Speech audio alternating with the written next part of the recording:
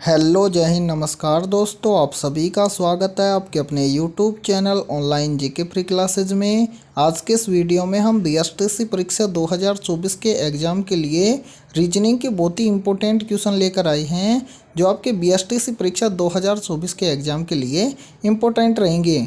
इसलिए इस वीडियो को आपको कंप्लीट देखना है और वीडियो के एंड में आपको बताना है कि आपके टोटल कितने क्वेश्चन सही होते हैं, ठीक है। और यदि आप इस चैनल से पहली बार जुड़े हैं तो चैनल को कर लेना सब्सक्राइब और साथ में बेल आइकन को प्रेस करना ताकि आने वाली नई वीडियो का नोटिफिकेशन भी सबसे पहले आपको देखने को मिले। तो चलिए शुरू करते हैं आज के इस वीडियो को बिना देरी के।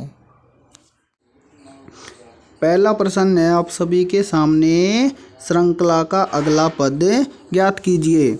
यानी कि यहाँ पर आप सभी के सामने रीजनिंग का सीरीज से संबंधित प्रश्न दिया गया है और आपसे पूछा गया है कि इस प्रश्न चिन्ह के स्थान पर कौन सी संख्या आएगी। तो ऐसे प्रश्न को आप एग्जाम के अंदर फटाफट से कैसे सोल्व करोगे, तो वो देखो, इसके लिए हम बहुत ही सिंपल तरीका आपको बताने वाले हैं। जब भी आपको सीरीज से संबंधित प्रश्न देखने को मिले एग्जाम में, तो आपको ये देखना है कि सीरीज किस प्रकार से बढ़ रही है या घट रही है। तो सबसे पहले तो यहाँ पर देखो कि सीरीज में हमें दिया क्या गया है। तो यहाँ पर देखो दिया गया है 76, उसके बाद में दिया गया है 73, फिर दिया गया है 71, फिर दिया गया है 67, उसके बाद में दिया गया है 64 और फिर दिया गया है 62। और 62 के बाद में हमसे पूछा गया है कि इस प्रश्न चिन्ह के स्थान पर कौन सी संख्या आएगी। तो इस प्रश्न में आपको एक चीज़ तो पता चल गई होगी कि सीरीज क्या हो रही है, क्रम वाइज घटती जा रही है। तो इसके अंदर देखो क्या लॉजिक लगाएं कि हम इस प्रश्न चिन्ह की वैल्यू फाइंड आउट करें। तो सबसे पहले यहाँ पर देखो लॉजिक लगेगा। यहाँ पर देखो दिया गया है 76, 76 से क्या हुआ है 73, तो यहाँ पर कितना कम हुआ है -3, तो यहाँ पर हम कर देंगे -3, ठीक है। उसी प्रकार से देखो 73 से क्या हुआ है 71, तो यहाँ पर 73 से 71 कैसे होगा, तो यहाँ पर क्या हुआ है -2, ठीक है। इसी प्रकार से आगे चलो, 71 से क्या हुआ है 67, तो यहाँ पर क्या हुआ है 71 में से क्या हुआ है -4, ठीक है। अब इसी प्रकार से देखो आगे 67 से क्या हुआ है 64, तो यहाँ पर कितना हुआ है -3, ठीक है। फिर आगे चलो, आगे यहाँ पर देखो 64 से कितना हुआ है 62, तो यहाँ पर कितना हुआ है -2। अब इस सीरीज में देखो ध्यान से हुआ क्या है, पहले क्या हुआ है -3, फिर क्या हुआ है -2, फिर क्या हुआ है -4।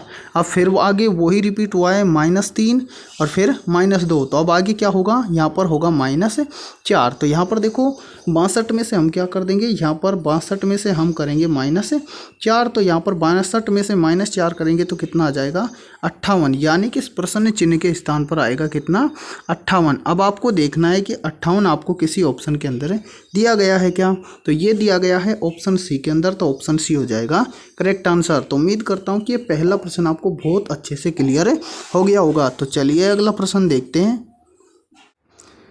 सेकंड प्रश्न है आप सभी के सामने, निम्नलिखित श्रृंखला का अगला पद ज्ञात कीजिए। यानी कि सेकंड प्रश्न भी आप सभी के सामने सीरीज से संबंधित प्रश्न दिया गया है और आपसे पूछा गया है कि इस प्रश्न चिन्ह के स्थान पर आने वाले पद को ज्ञात करें। तो आपको क्या करना है, सबसे पहले तो इस वीडियो को रोकना है और इस प्रश्न को अपने हिसाब से या अपने स्तर से सोल्व करके देखना है कि इस प्रश्न चिन्ह के स्थान पर क्या आएगा। तो उम्मीद करता हूँ कि आपने इस प्रश्न को जरूर सोल्व किया होगा।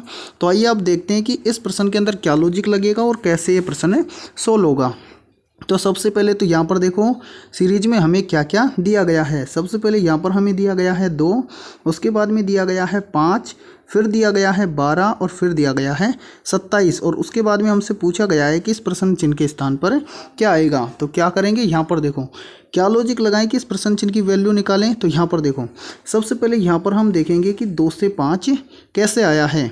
तो यहाँ पर देखो हुआ क्या है, सबसे पहले तो यहाँ पर हुआ है 2 का गुणा किया गया है किसके साथ में, 2 के साथ में, और क्या किया गया है, इसके अंदर ऐड किया गया है 1, तो यहाँ पर कितना हो जाएगा 5, ठीक है, जो कि यहाँ पर आप सभी के सामने दिया गया है। फिर यहाँ पर देखो आगे, यहाँ पर 5 से क्या हुआ है 12, तो 5 से 12 कैसे आएगा, तो यहाँ पर हम क्या करेंगे 5 का गुणा करेंगे किसके साथ में, 2 के साथ में और इसके अंदर ऐड कर देंगे कितना 2, तो यहाँ पर कितना आ जाएगा हमारे पास 12। ठीक है, अब इसी प्रकार से आगे देखो 12 से क्या हुआ है 27, तो 12 से 27 कैसे होगा, तो यहाँ पर देखो यहाँ पर हम क्या करेंगे 12 का गुणा करेंगे। यहाँ पर ध्यान से देखो 12 का गुणा हम करेंगे किसके साथ में 2 के साथ में और इसके अंदर ऐड कर देंगे कितना 3, तो यहाँ पर हमारे पास कितना हो जाएगा 27। उम्मीद करता हूँ कि यहाँ तक आपको बिल्कुल क्लियर समझ में आ गया होगा। अब देखो क्या लॉजिक लगा है, यानी कि पहली संख्या का गुणा किया 2 के साथ में और फिर ऐड कर दिया कितना 1, तो कितना आया 5। फिर उसके बाद में 5 से 12 कैसे आया, तो 5 का गुणा किया किसके साथ में 2 के साथ में और ऐड कर दिया कितना 2, तो कितना आया 12। फिर आगे देखो 12 से 27 लाने के लिए क्या किया 12 का गुणा किया 2 के साथ में और ऐड कर दिया कितना 3, तो कितना आया 27।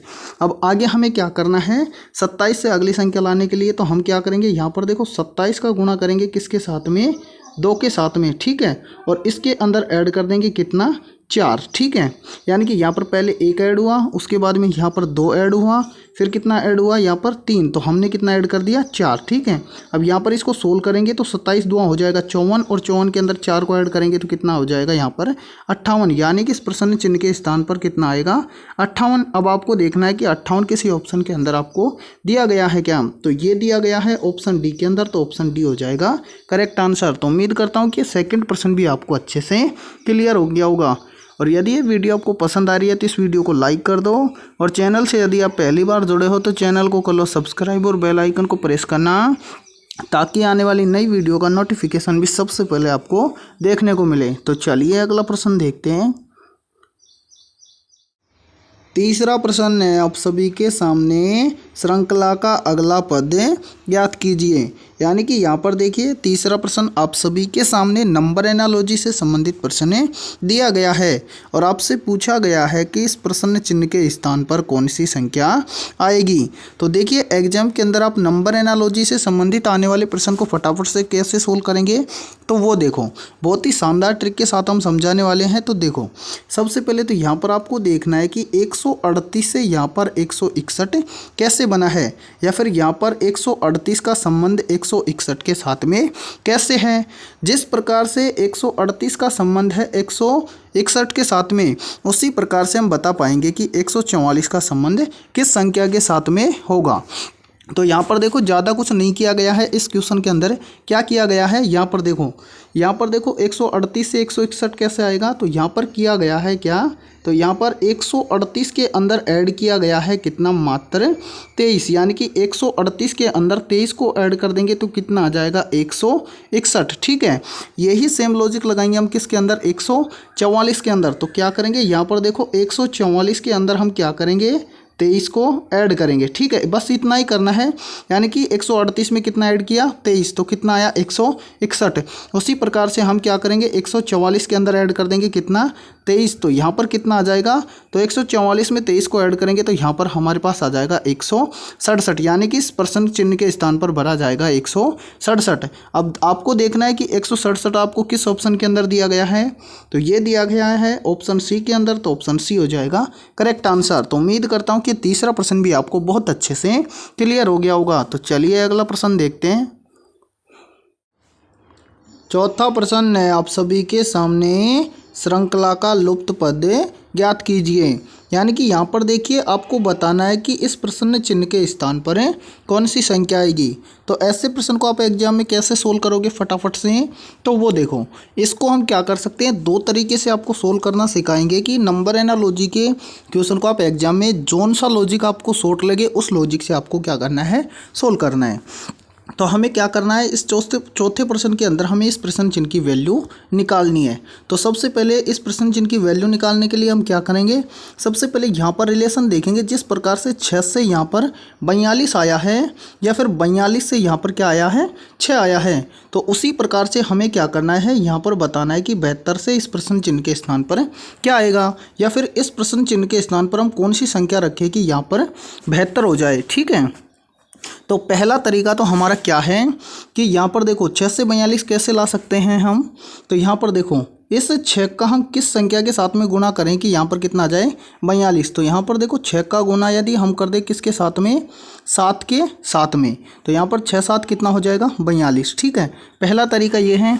अब देखते हैं कि यही लॉजिक यहाँ पर भी काम करता है क्या। तो यहाँ पर देखो, यहाँ पर इस प्रश्न चिन्ह के स्थान पर हम कौन सी संख्या रखें कि उस संख्या का गुणा यदि हम किसके साथ में करें 7 के साथ में करें, तो यहाँ पर कितना आना चाहिए 72।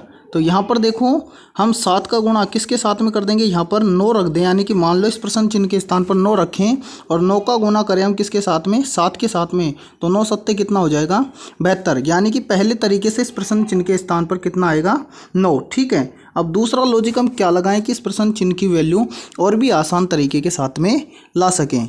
तो दूसरा तरीका हमारा देखो क्या होने वाला है।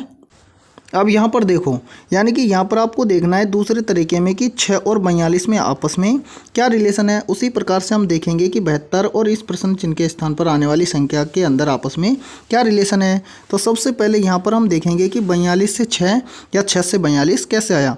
तो यहाँ से हमने देख लिया 6 से 42 कैसे आया, यानी कि हमने क्या किया 6 का गुणा 7 से किया तो कितना आया 42। अब दूसरा लॉजिक हम लगाएंगे क्या, सबसे पहले यहाँ पर ध्यान से देखो 42 किन किन संख्याओं से मिलकर बना है।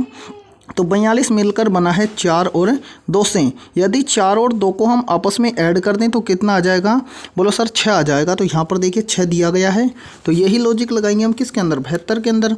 तो क्या करेंगे, सबसे पहले यहाँ पर देखेंगे कि 72 किन किन संख्याओं से मिलकर बना है। तो ये मिलकर बना है 7 और 2 से। तो 7 और 2 को हम आपस में ऐड कर देंगे तो कितना आ जाएगा 9, यानी कि इस प्रश्न चिन्ह के स्थान पर कितना आएगा 9। अब आपको देखना है कि 9 किसी ऑप्शन के अंदर दिया गया है क्या, तो ये दिया गया है ऑप्शन सी के अंदर, तो ऑप्शन सी हो जाएगा करेक्ट आंसर। ये था हमारा दूसरा तरीका। उम्मीद करता हूँ कि दोनों तरीके आपको बहुत अच्छे से क्लियर हो गए होंगे। तो चलिए अगला प्रश्न देखते हैं। 5वां प्रश्न है आप सभी के सामने, लुप्त संख्या ज्ञात कीजिए।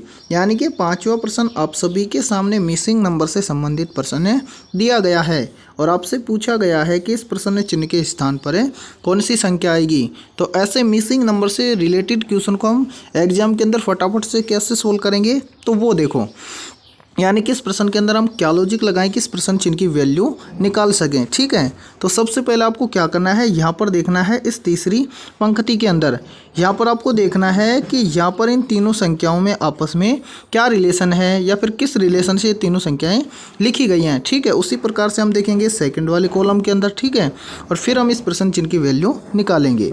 तो यहाँ पर हम क्या करेंगे, सबसे पहले देखो कि यहाँ पर 29 कैसे आ सकता है। उसी प्रकार से दूसरे कॉलम में यहाँ पर हम देखेंगे कि यहाँ पर 27 कैसे आ सकता है।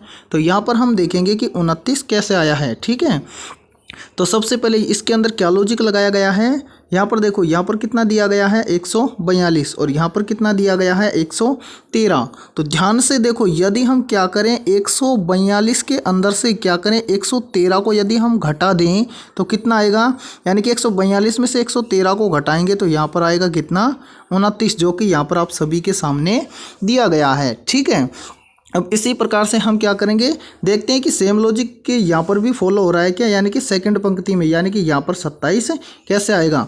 तो इसी प्रकार से देखेंगे, यानी कि यहाँ पर हम क्या करेंगे, इस 96 में से इस 69 को क्या करेंगे घटा के देखेंगे कि कितना आता है। तो यहाँ पर देखिए, यदि हम 96 में से क्या करेंगे 69 को क्या कर देंगे घटा देंगे। यहाँ पर ध्यान से देखो, 69 को यदि हम घटा देंगे तो यहाँ पर कितना बचेगा, तो 96 में से 69 को घटाएंगे तो यहाँ पर हमारे पास कितना बच जाएगा 27। यानी कि यहाँ पर ये दोनों रूल क्या कर रहे हैं, फॉलो कर रहे हैं। यानी कि ध्यान से देखो यहाँ पर हुआ क्या है, यानी कि यहाँ पर देखो इस तीसरी पंक्ति में यहाँ पर 29 कैसे आया है, यानी कि 142 में से क्या किया 113 को घटा दिया तो कितना आया 29। ठीक है, दूसरी पंक्ति के अंदर हमने यही रूल फॉलो किया, यानी कि क्या किया, बीच वाली संख्या यानी कि 96 में से कितना घटा दिया 69, तो कितना आया 27। ठीक है, अब हमें क्या करना है कि इस प्रश्न चिन्ह के स्थान पर हम क्या करें, ऐसी कौन सी संख्या रखें कि उसमें से 57 को घटा दे तो यहाँ पर कितना आ जाए 21। ठीक है, तो अब इस प्रश्न को हम क्या करेंगे वो देखो, सबसे पहले तो यहाँ पर देखो हम मान लेते हैं इसको प्रश्न चिन्ह के स्थान पर क्या मान लेते हैं x। तो यहाँ पर देखो x में से हम क्या करें, यानी कि ध्यान से देखो यहाँ पर यदि हम x में से क्या करें माइनस कर दें कितना 57, तो हमारे पास कितना आ जाएगा 21। ठीक है, ध्यान से देखो यहाँ पर कितना आ जाएगा 21। अब इस पे x की वैल्यू हम कैसे निकालेंगे, यानी कि इस प्रश्न चिन्ह की वैल्यू।